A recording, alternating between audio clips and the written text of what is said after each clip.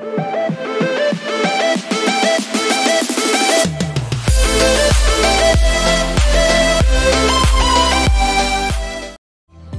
Hello praise the Lord Bible in Telugu audio channel కి స్వాగతం. మరొక ఎపిసోడ్ కి స్వాగతం. అదే విధంగా దేవుడు మాట్లాడుతున్న ప్రతి మాట మన జీవితానికి ఎంతో ఉపయోగకరంగా ఉంటున్నది. సో ఈ యొక్క వీడియోని చివరి దాకా చూసి ఆశీర్వింపబడాలని నా కోరిక. సో చివరి దాకా చూడండి.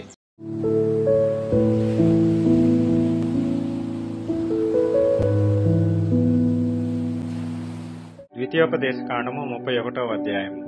మోషే ఇశ్రాయేలీయులందరితో ఈ మాటలు చెప్పుడు చాలించి వారితో మరలా ఇట్లనెను, నేడు నేను 120 ఏండ్ల వాడనై ఉన్నాను. ఇక మీదట నేను వచ్చుచూ పోవచ్చు నుండలేను. యెహోవా ఈ యోర్దాను దాటకూడదని నాతో సెలవిచ్చెను. నీ దేవుడైన యెహోవా నీకు ముందుగా దాటిపోయి ఆ జనములను నీ ఎదుట నుండకుండా నశింపజేయును. నీవు వారి దేశమును స్వాధీనపరచుకొందువు.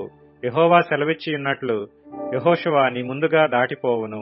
యెహోవా నశింపజేసిన అమోరీయుల రాజులైన సీహోనుకును ఓగుకును వారి దేశమునకును ఏమి చేసునో ఆ ప్రకారముగానే ఈ జనములకును చేయును. నేను మీకు ఆజ్ఞాపించిన దానంతటిని బట్టి మీరు వారికి చేయునట్లు యెహోవా నీ చేతికి వారిని అప్పగించును. నిబ్బరము కలిగి ధైర్యముగా నుండుడి. భయపడకుడి, వారిని చూచి దిగులు పడకుడి. నీతో కూడా వచ్చువాడు నీ దేవుడైన యెహోవాయే. ఆయన నిన్ను విడువడు, నిన్నెడబాయుడు.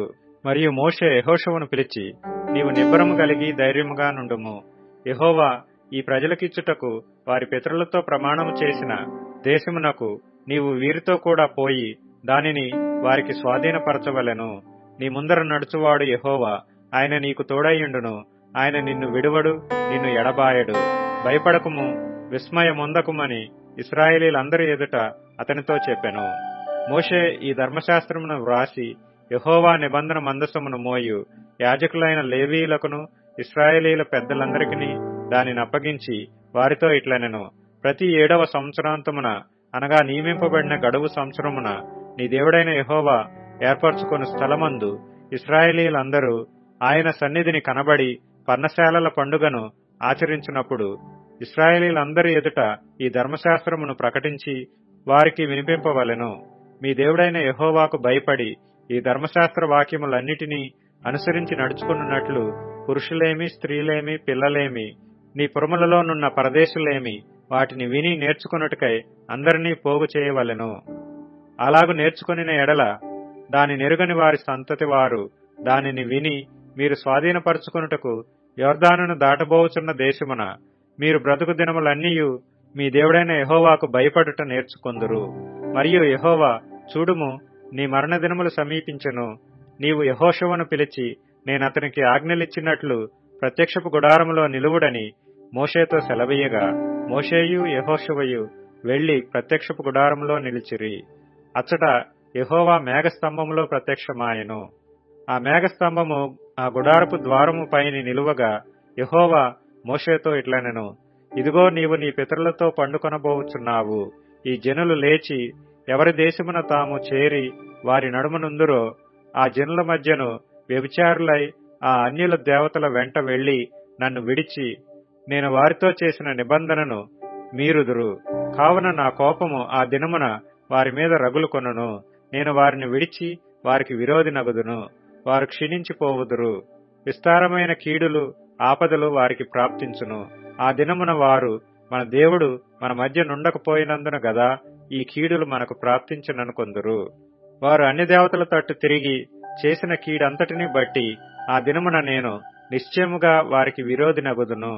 కాబట్టి మీరు ఈ కీర్తన వ్రాసి ఇశ్రాయేలీలకు నేర్పుడి. ఈ కీర్తన ఇశ్రాయేలీల మీద నాకు సాక్ష్యార్థముగా నుండునట్లు దానిని వారికి కంఠపాఠముగా చేయించుము. నేను వారి పితరులతో ప్రమాణము చేసినట్లు పాలుతేనెలు ప్రవహించు దేశమున వారిని ప్రవేశపెట్టిన తరువాత వారు తిని త్రాగి తృప్తి పొంది క్రొవ్విన వారై అన్య దేవతల తట్టు తిరిగి వాటిని పూజించి నన్ను తృణీకరించి నా నిబంధనను మీరుదురు. విస్తారమైన కీడులు, ఆపదలు వారికి సంభవించిన తరువాత ఈ కీర్తన వారి ఎదుట సాక్షిగా నుండి సాక్ష్యము పలుకును. అది మరువబడక వారి సంతతి వారి నోట నుండును.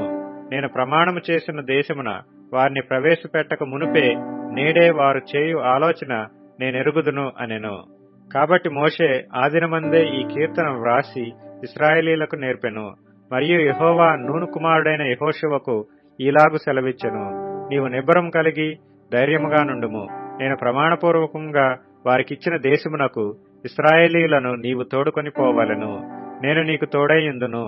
ఈ ధర్మశాస్త్ర వాక్యములు మోషే గ్రంథమందు శాంతముగా వ్రాయట ముగించిన తరువాత మోషే యెహోవా నిబంధన మందసమును మోయి లేవీయులను చూచి ఆజ్ఞాపించినదేమనగా, మీరు ఈ ధర్మశాస్త్ర గ్రంథమును తీసుకొని మీ దేవుడైన యెహోవా నిబంధన మందసపు ప్రక్కన ఉంచుడి.